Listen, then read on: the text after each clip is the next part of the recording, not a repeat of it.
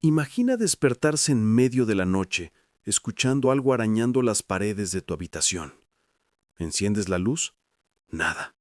Pero cuando la apagas, los arañazos vuelven a comenzar. Ahora imagina que eso no te sucede a ti, le sucede a tu hijo. Y cuando entras en su habitación, él no te reconoce. Te mira y sonríe. Pero no es su sonrisa, es otra cosa, algo que no debería estar allí. En 1949, esto sucedió de verdad, y lo que vino después de ese día cambió el cine, la Iglesia Católica y la forma en que el mundo ve el mal. Porque lo que viste en El Exorcista no fue solo una película, fue un intento de mostrar lo que realmente sucedió con un niño de 13 años y los 3 sacerdotes que casi enloquecieron intentando salvarlo. Esta es la historia que la Iglesia intentó borrar, pero yo voy a contártela.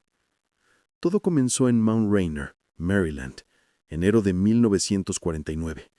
Una familia común, padre obrero, madre ama de casa y un niño llamado Roland Doe. Este no era su nombre real, pero fue el seudónimo utilizado para proteger su identidad. Roland era callado, tímido y tenía solo una persona en el mundo con la que realmente se conectaba, su tía, Harriet. Harriet era espiritista. Creía que era posible hablar con los muertos. Y en las tardes de invierno, mientras la nieve cubría las calles, le enseñaba a Roland a usar la tabla de Ouija. Es solo un juego, decía. Haces una pregunta y los espíritus responden. A Roland le encantaba. Era como tener un amigo invisible, algo que solo él y la tía compartían. Pero en enero de ese año, Harriet murió, de forma súbita. Roland quedó devastado, y la primera noche después del funeral tomó la tabla de Ouija solo. Quería hablar con ella, quería saber si estaba bien. Colocó los dedos en el indicador de madera y susurró. «Tía Harriet, ¿estás ahí?» El indicador no se movió.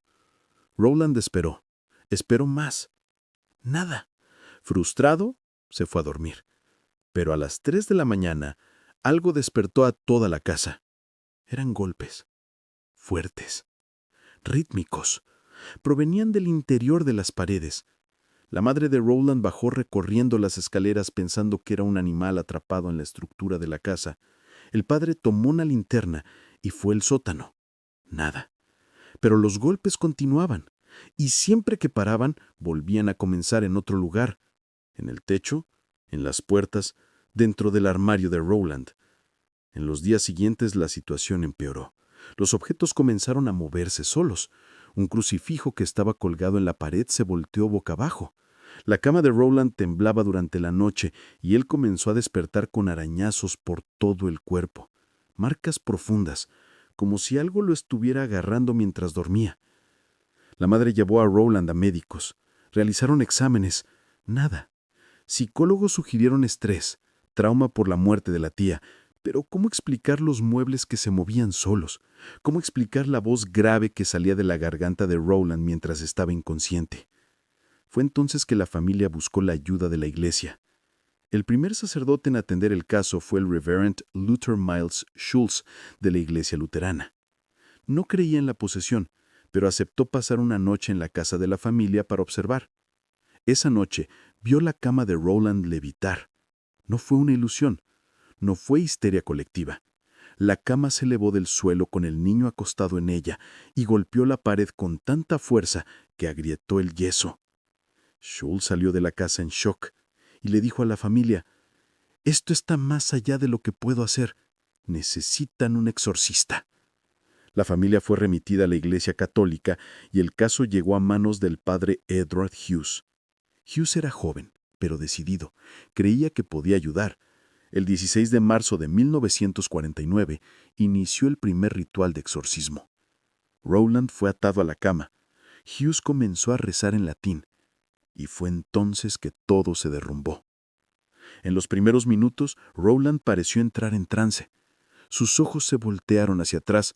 Comenzó a hablar en idiomas que nunca había aprendido: latín, arameo, francés antiguo.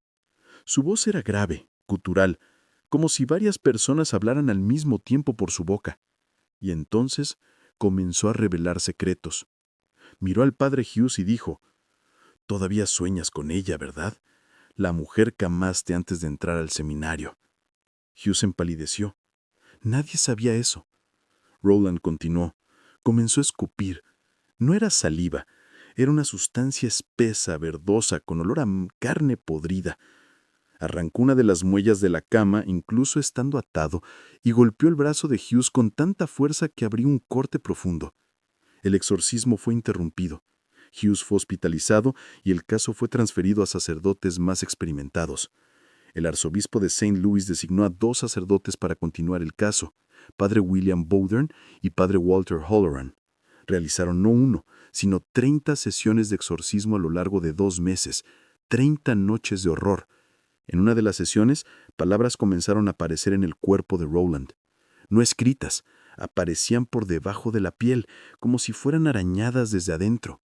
Palabras en latín: spite, odio; hell, infierno; exit, sal. Halloran, que era un hombre fuerte, veterano de la Segunda Guerra Mundial, dijo años después en una entrevista: «Vi cosas en esa sala que ningún ser humano debería ver. Ese niño no estaba solo. Había algo en él, algo que nos odiaba con una intensidad que nunca sentí antes, ni siquiera en la guerra». Bowdern continuó.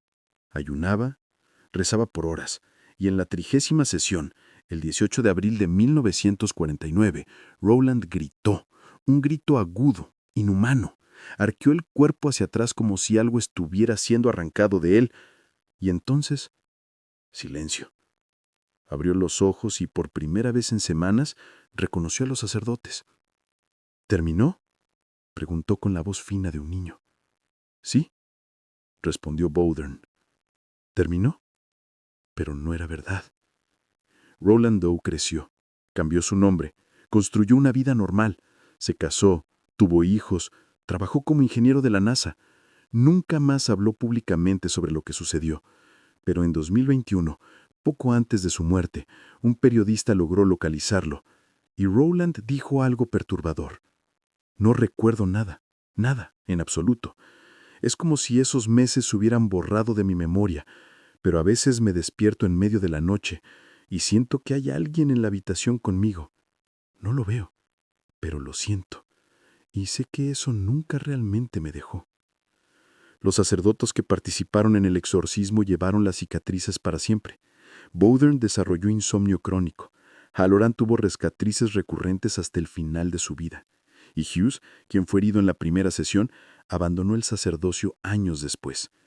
En 1971, el escritor William Peter Blatty leyó los registros archivados del caso. Quedó obsesionado y transformó todo en un libro que luego se convirtió en la película que conoces, El Exorcista. Pero aquí está la parte que pocos saben.